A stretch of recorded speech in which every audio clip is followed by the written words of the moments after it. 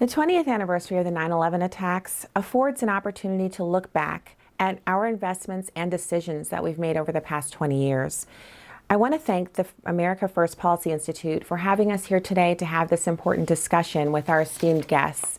We have Lieutenant General retired Keith Kellogg. Lieutenant General Keith Kellogg is a co-chairman of the Center for American Security at the America First Policy Institute. A highly decorated combat veteran with nearly 4 decades of uniformed service, he most recently served as National Security Advisor to Vice President Pence and Chief of Staff of the National Security Council. We also have Honorable John Ratcliffe. After his Senate confirmation as the U.S. Director of National Intelligence, John Ratcliffe served as America's top intelligence official, overseeing all 18 intelligence agencies, as well as serving as President Donald Trump's principal intelligence advisor. Prior to becoming DNI, Director Ratcliffe served for 6 years in the House of Representatives, representing Texas's 4th Congressional District, as a member of the Intelligence, Judiciary, and Homeland Security Committees. And we have Honorable Chad Wolf. Chad Wolf serves as chairman of AFPI's Center for Homeland Security and Immigration. Prior to joining AFPI, Wolf served as the first Senate-confirmed Undersecretary for Policy and Acting Secretary of the U.S. Department of Homeland Security. During his time at DHS, he successfully navigated numerous global and domestic challenges to our nation's security, including COVID-19, civil unrest, and threats to global and aviation security. Prior to his service at DHS, he spent over 10 years in the private sector, helping clients manage risks and shaping policy outcomes on key legislative, regulatory, and commercial issues. So on our panel today, we'll be discussing a lot of different things that have to do with our war on terror. I want to start off with this first question. As you see it, what are the top things that we got right, and what did we get wrong over the past 20 years in our war on terror? Well, Stacey, it's a great question. And I think over the last 20 years, the nation and the country really has built up quite a capacity to make sure that another 9/11 does not strike here in the homeland. And so what do I mean by that? Obviously, the Department of Homeland Security was created to prevent another 9/11, whether that's aviation security, border security, or our most recent operational component, cybersecurity. As the threats change over time, the department is positioned to change as well and to evolve. And I think that's what's unique about what we've done over the past 20 years. There's more information sharing than we've ever had before, which obviously was one of the issues with 9/11 is not sharing that information between government agencies, so that has increased. The ability to screen and vet individuals coming into the country has also, our capability has increased tremendously. Now, I question the leadership and how do you use those tools over time. And we've seen different administrations and presidencies use those tools, some very, very effective and some not so effective. But I think overall Americans can take some solace in the fact that we are more secure today than we were prior to 9/11, although there's still a lot of work to continue to do. Thank you. Stacey, good to be with you and be with Secretary Wolf and General Kellogg.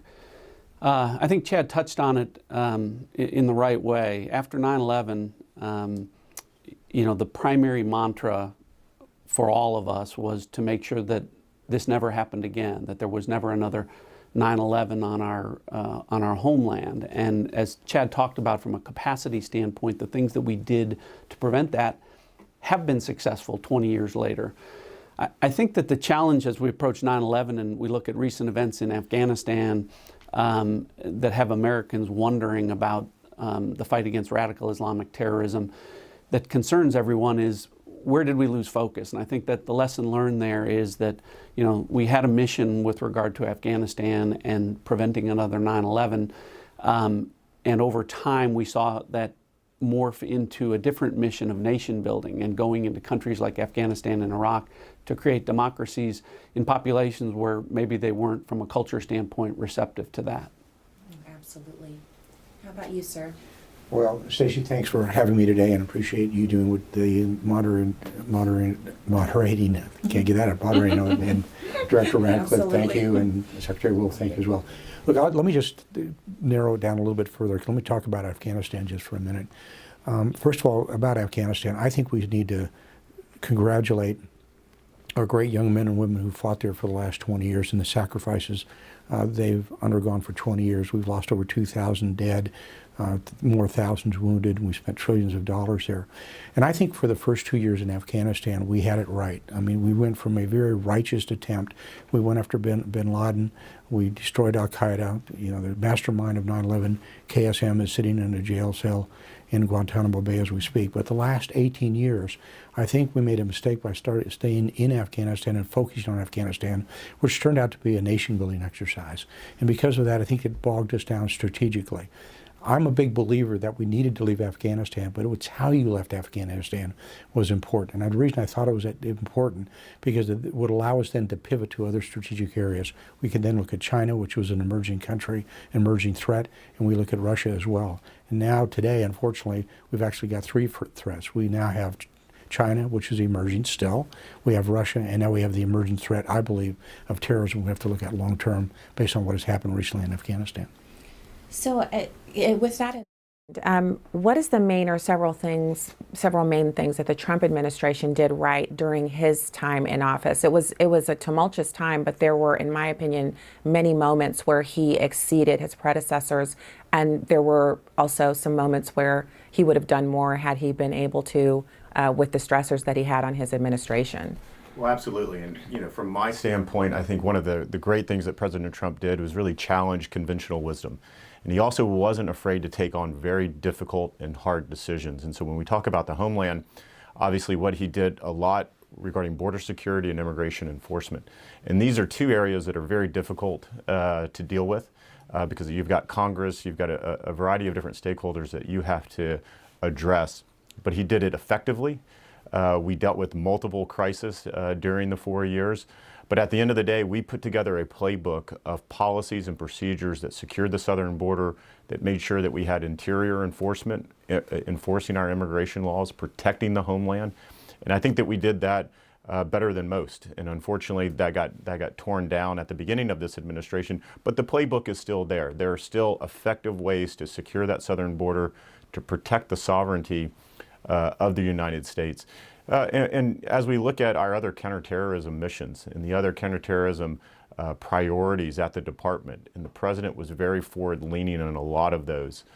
We put in travel restrictions for countries that refuse to share information with the United States about who their foreign nationals coming to the United States were. They wouldn't share information about passports and a whole bunch of other travel documents. And we put travel restrictions on them, and guess what? We started to receive more information from countries around the world than we had ever received before.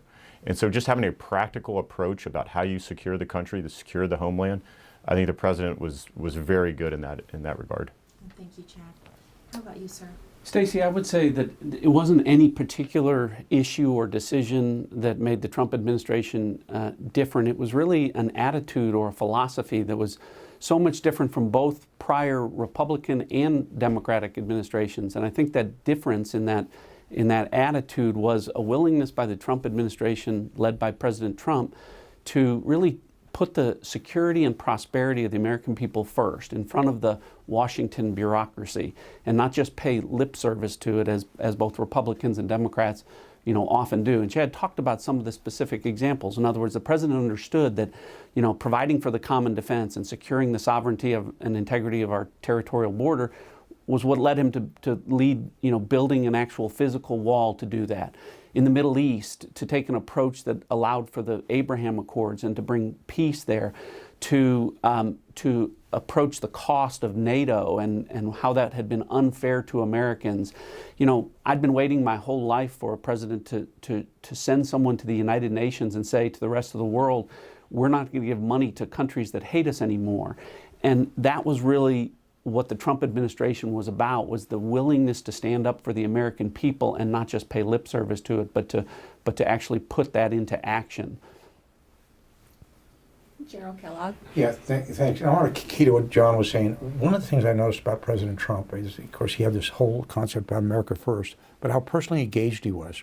And what I mean by personal engagement, he would pick up the phone and call any foreign leader anytime, day or night, to make sure that they understood that it was always America first and how it impacted Americans.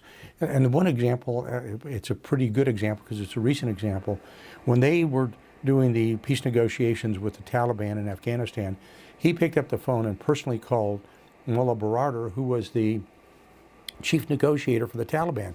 And he made it very, very clear during these discussions what he could expect if he violated the terms of the peace agreement. And it was done by a translation. And I was always sitting in the Oval Office listening to the president pass on what his concerns were. I was always wondering how this was being translated because he was so forceful about it. But he would do that with every foreign leader he had. There was always what was best for America, what was best for American interests out there. And then he would be able to back up on that, back up his actions with deeds. And I think it was very, very important for the American people to see that, because no other American leader that I'm aware of was so personally engaged with foreign leaders and so direct with foreign leaders. People may not have liked his style, but all the foreign leaders that he talked to understood where America was coming from. There's a term that's used out there, and I heard it recently. It was forced respect.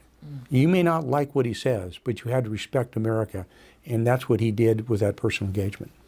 Wow. So staying with you, sir, what in your view is the immediate fallout from what has happened over the past couple of weeks with our withdrawal from Afghanistan? Yeah, I think it's a lack of respect that we're seeing throughout the world. And my biggest concern about what we are seeing in the past 2 weeks and how that impacts national security going forward is adversaries look at us.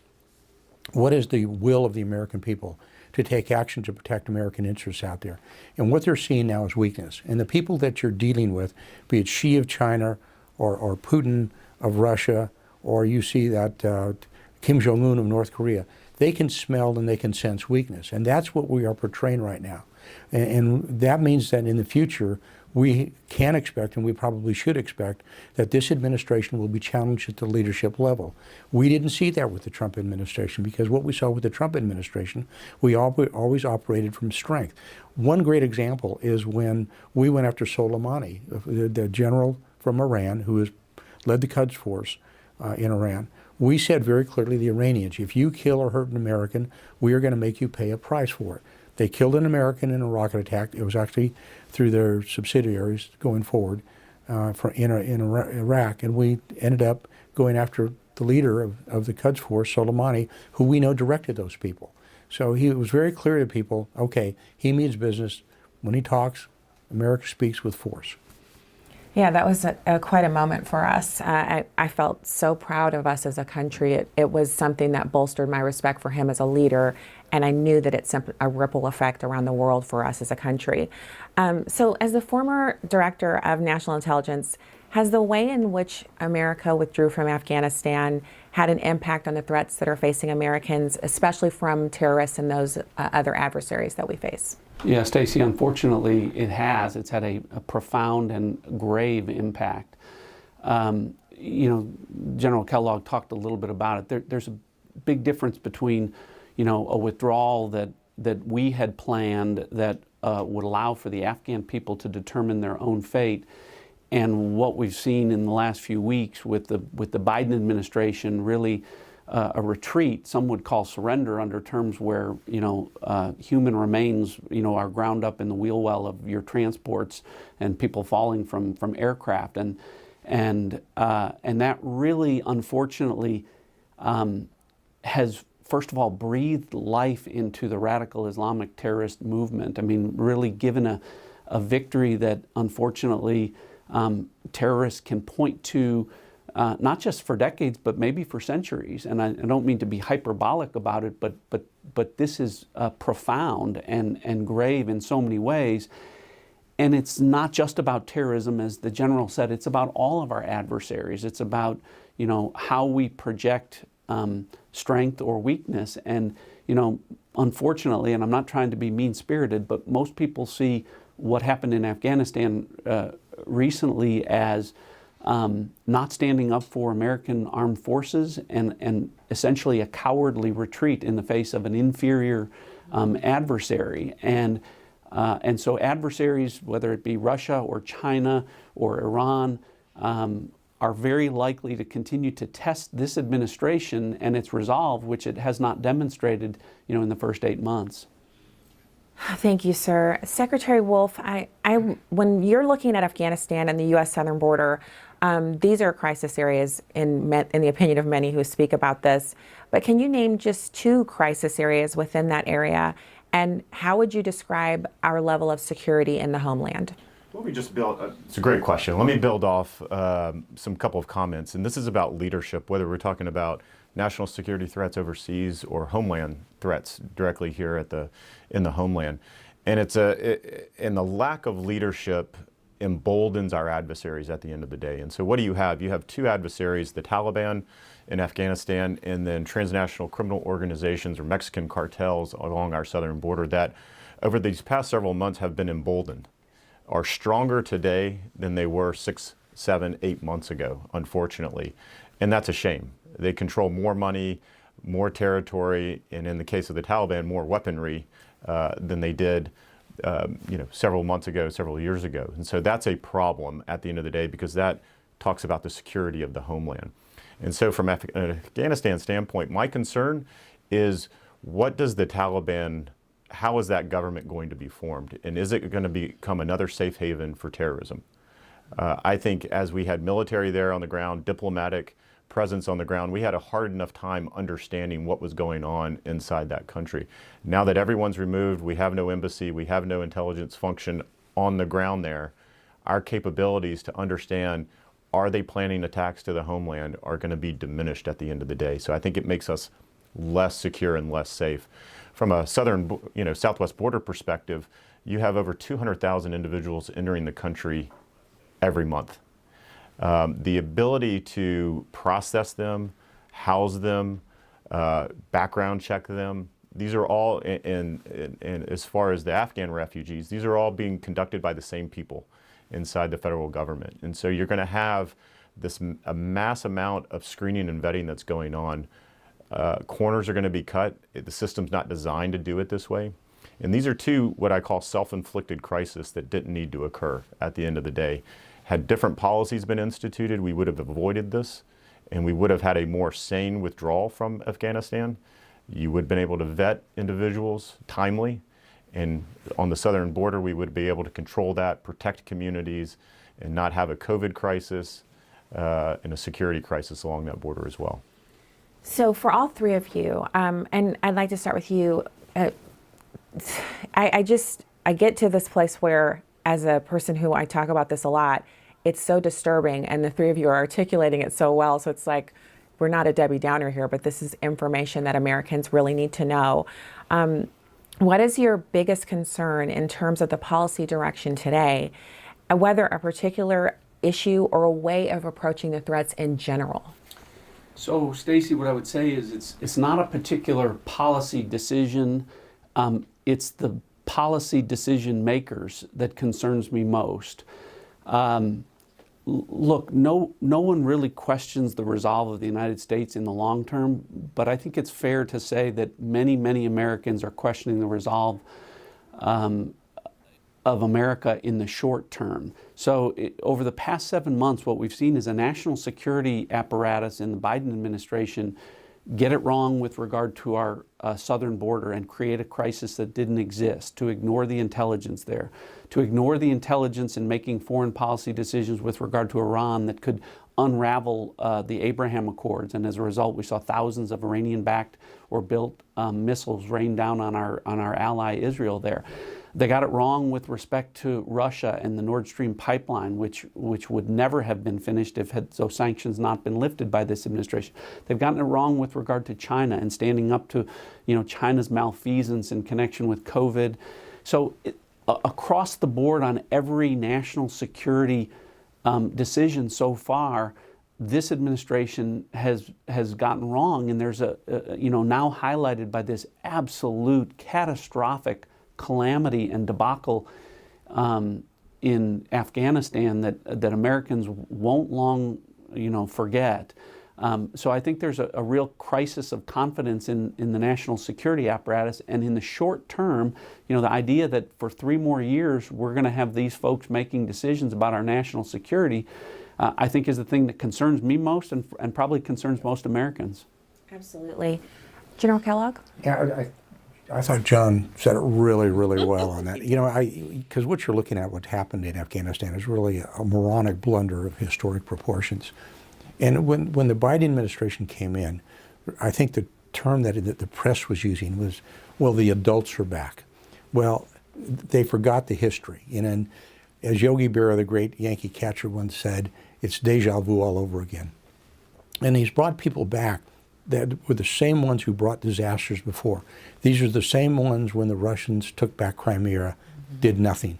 They're the same ones that when the Syrians crossed the famous red line of using nerve gas on civilians, we would do something, did nothing. These are the same people who said, let's go into Libya and created a civil war in Libya, which that is still going on to this day. We brought in some really smart people and some really good people, led by a president who said, we are going to look at the world differently. We're going to look at America first, how it helps American people. And it's going to be transactional. If it's good for America, then it's going to be good for you, and we'll work through that. And so I think we had some really, really good people come into the administration who were very, very smart about what they did. And I think you're looking at, as John said it a minute ago, you're looking at a continuation of policies that we saw 8 and 12 years ago that were just flat wrong. And the American people pay the price. And they pay the price in their personal treasure, meaning the blood of America, which is our most valuable asset, the young men and women we have that serve for us, and also the treasure that we've spent in the Middle East, which is in the trillions of dollars. And the president used to say, can you imagine if we could have used those $1 trillion here at home for our inner city schools, for rapid transport, for anything that we could have used it for, and we spent it overseas that was not helping America. So I think John hit it right on the head. Thank you, sir. Secretary Wolf? Well, it's going to be difficult to to expand on those points, but I think they have it exactly right? Which is there's a lot of capabilities that the U.S. has, whether it's fighting wars overseas, protecting our homeland on the southern border from cyber criminals and the like. A lot of capabilities that are there. The question is, what does the leadership of the country do with those capabilities? And unfortunately, what we've seen time and time again, it's America last.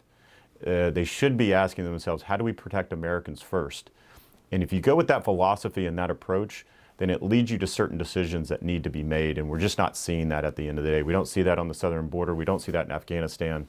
Bringing Americans out first, making sure they are safe before that withdrawal. And so you see that time and time again play out. And I think that's really what concerns me the most. I think it's what concerns most Americans as well, is let's focus on protecting America, protecting American interests first. Let's get that right, and everything else flows from that. Absolutely. So I want to shift now to several key issues where we're likely to see threats evolve.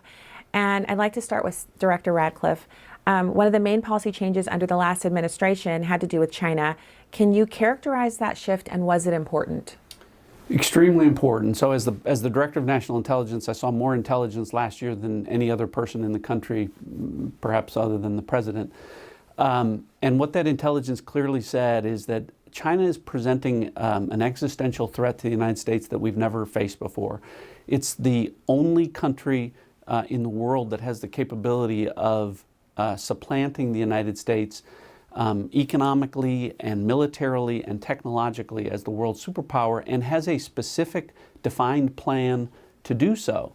And our intelligence clearly said that, and that's why, I shifted 20% increase of our resources with respect to, gathering intelligence on China. What makes China different, and why this is so, many of us grew up at the Cold War era with the Soviet Union and, nuclear weapons and all of that, but China is different in that they are like the enemy within. They are in our supply chain. They are intertwined in our economy. They are invested in our politicians in Washington, D.C., and in our Wall Street institutions, and that's what makes them a difficult challenge to deal with at this point in time. So many people don't want China to be the bad guy, to be the villain, when in fact their actions very clearly from an intelligence standpoint tell us that that's exactly where they are. And Stacey, here's what's unfortunate is at a time when we should be shifting to China, we made the point that unfortunately the missteps in Afghanistan are breathing life into radical Islamic terrorism, which is something that, we had destroyed the ISIS caliphate We had left ISIS in tatters. We had taken out most of the terrorist leaders. Al-Qaeda was down to less than 200 folks in Afghanistan, and now we don't really know where that's going to go, other than we know that it's going to be a problem that increases. So, unfortunately, that's a challenge that we're going to all face. Thank you. So, Secretary Wolf, we've seen transnational criminal organizations exploit weaknesses on our southern border, and these have been unprecedented. And especially over the past couple of decades, we've taken measures to address that. We've been very aggressive in addressing the southern border, especially during the Trump administration. So, Secretary Wolf, how would you characterize the threats on the southern border and actions taken under the Trump administration? And how likely are we to see a further deterioration of that now under the Biden administration? Great question. Let me build off of what the director said. We produced a Homeland threat assessment late in the fall of 2020, and we indicated the top threats facing the Homeland. And from my perspective, the number one threat there was China. And it can't be overstated or understated enough. The threats facing the Homeland long-term are from Chinese malign activity. And I think most Americans need to really understand that. I encourage them to read that threat assessment. But we have other threats facing the Homeland. Cybersecurity, I've talked about. Transnational criminal organizations, you certainly mentioned. Terrorism, domestic terrorism. The list goes on and on and on. And so the question is, how do you prioritize that and making sure that you are reading the intelligence and that you are putting your resources towards addressing those? And I think what we've seen play out over the last several years, and certainly in the last several weeks, is the threat from foreign adversaries. Again, whether it's those transnational criminal organizations or now whether it's terrorist-related groups that perhaps are reconstituting themselves overseas in Afghanistan that have the ability to strike here in the Homeland. It's funny, I continue to see and hear this administration talk about, and the president has said this, the number one threat facing the Homeland is domestic terrorism. And it's simply not true. It's not the case. It's a threat, just like there are many threats that you have to guard against. But to somehow convince and talk to the American people that the number one threat facing Americans every day is domestic terrorism is just not the case. And so I encourage this administration to be upfront with the American people that there are bad people that want to do bad things to Americans every single day. It's from foreign adversaries, foreign terrorist organizations, other groups, criminals, cyber activities, criminals, and we need to be clear-eyed about that threat and be honest with the American people. Thank you, sir. So General Ratcliffe, I want to start with you. General Kellogg, I want to start with you. We have this question for each of you, and then we're going to move to final thoughts.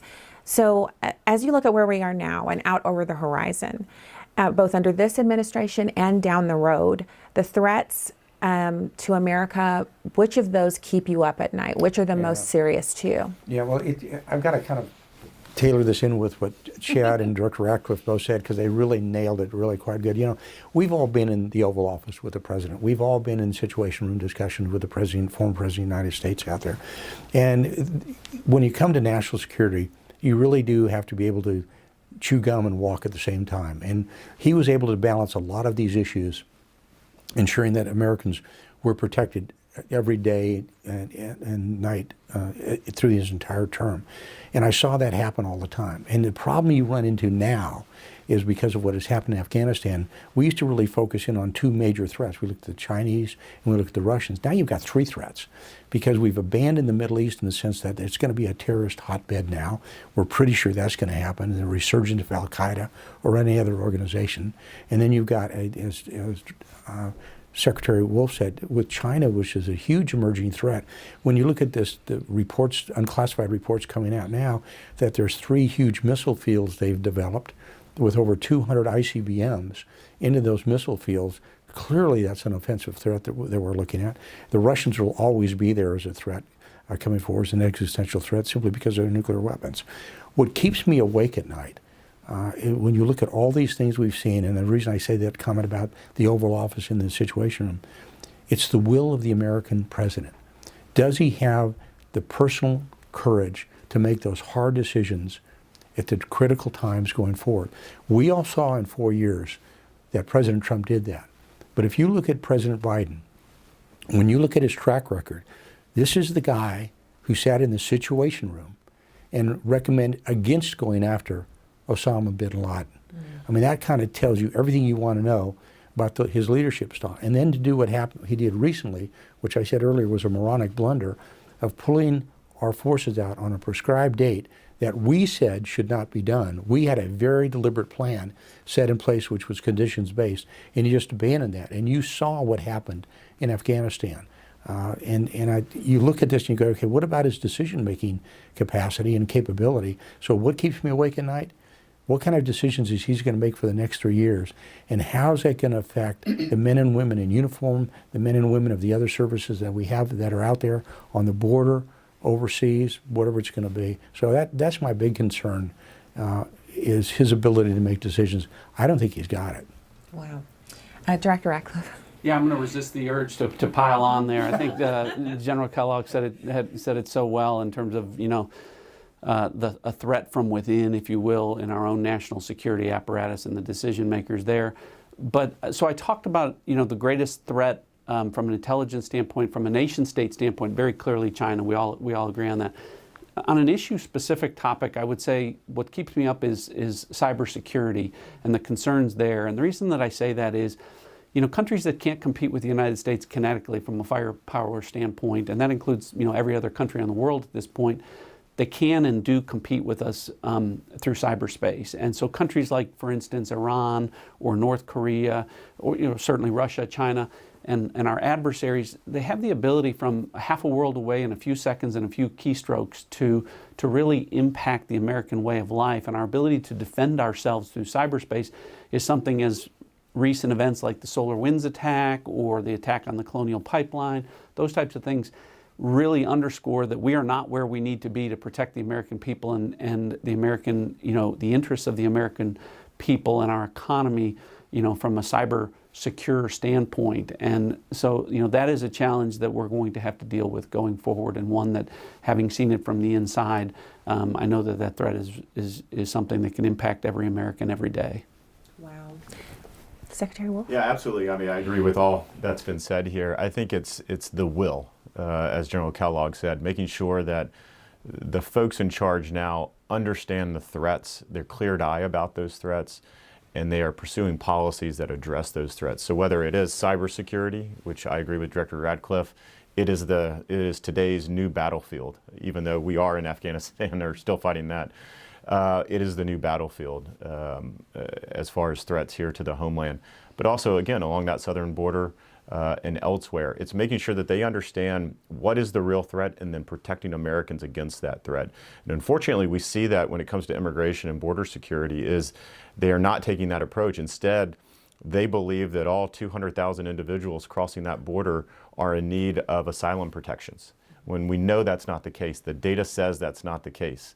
That there are criminals, there are other bad people in that flow, and they need to understand that. They need to be clear-eyed about that, and they need to take very specific measures to address that.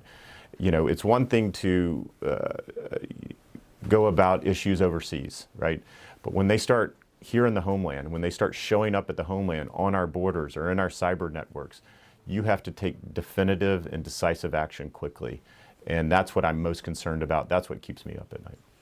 Thank you so much. So this has been such a wide-ranging and deep discussion on these issues, and I'm really hoping that people will share what we're doing here today, because it's so important for us to have the truth about what we're dealing with in this arena. Any final thoughts, General Kellogg? Yeah, America is a great nation. It's got wonderful people and with great ideals. And that's one thing that everybody should constantly remember. That where we came from as a nation, did it have flaws? Does it have flaws? Sure it does, but we've overcome them. Mm-hmm. There's a lot of people fleeing to get here. They're not fleeing to leave this country. And I think we should be very, very proud of who we are and where we came from and what we've tried to do. I mean, you should be very, very proud to be an American and what we stand for. Absolutely. Secretary? Yeah, well said, General. I think as we are now upon a 20-year anniversary of 9/11, in light of what we've talked about in Afghanistan, it's hard for people to feel good or positive from the standpoint of the very same place and some of the same people that helped launch that attack 20 years ago, are celebrating another victory as a result of something that, the Biden administration's approach there. But I go back to, 9/11, and in the aftermath of when that happened, never in my life have I had a sense of patriotism where Americans were united and brought together. And in an odd way, notwithstanding this administration's failures, that same feeling is there with regard to Afghanistan right now, because there are Americans that are stranded and trapped there. And what you see across this country is so many people saying, there's a sense of patriotism that even if this administration isn't going to stand up for them, that the American people will, and we won't leave them behind, and that we're not going to forget about this, and that not all of this was in vain, and that our brave men and women for the last 20 years really did fight for the right reasons, and so I think that people need to remember that. Feeling 20 years ago and right now in these really difficult times, again, be patriotic about being an American and what it really means and what it stands for. Absolutely. Yeah.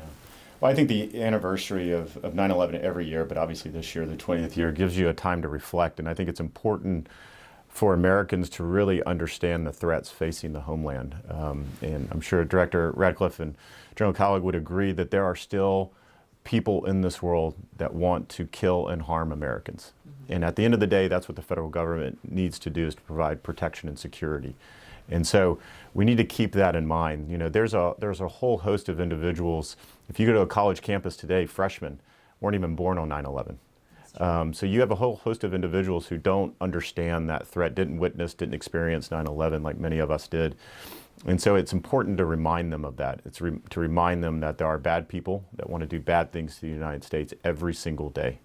And it's because of the work that the men and women across the federal government, not only at DHS, but in the intelligence community, at DOD and others, that protect this homeland every day. They deserve our gratitude, our respect. And at the end of the day, they want to do their job. They want to do the job that they were hired to do. And we need to let them do their job and protect the country day in and day out. I want to thank each of you for joining us today here at America First Policy Institute for this wide-ranging and very important discussion that we've had. Thank you so much. Thank you. Thank you. Thank you.